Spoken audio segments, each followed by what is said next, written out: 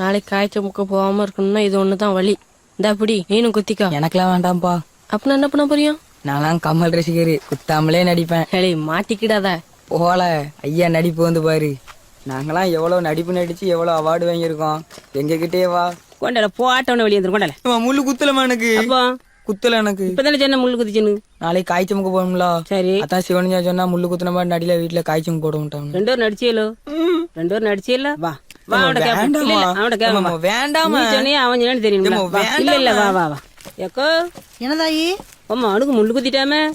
ஆமா, உனக்கு எப்படி பிள்ளை தெரியும்? அந்த திருட்டு முள்ளு தான் இவனுக்கு குத்தி இருக்கு. திருட்டு முள்ளு குத்தி இருக்கா? என்னதாயி சொல்லுத?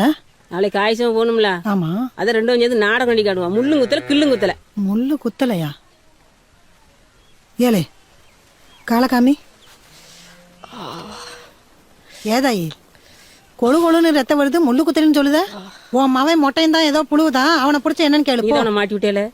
கால ரத்தம் வருதுல. நீ தான் போய் சொன்னியா? போய் சொல்ல. வாய் பச. திறந்தாலே போய். ஆனி காய்ச்ச மாட்டோம். வலிக்கு என்ன? போல ஐயா நடிப்பு வந்து பாரு. நாங்களாம் எவ்வளவு நடிப்பு நடிச்சு எவ்வளவு அவார்டு வாங்கியிருக்கோம். எங்க கிட்டே வா. முள்ள வச்சு குத்தணுமாம்லா லூசு பேல.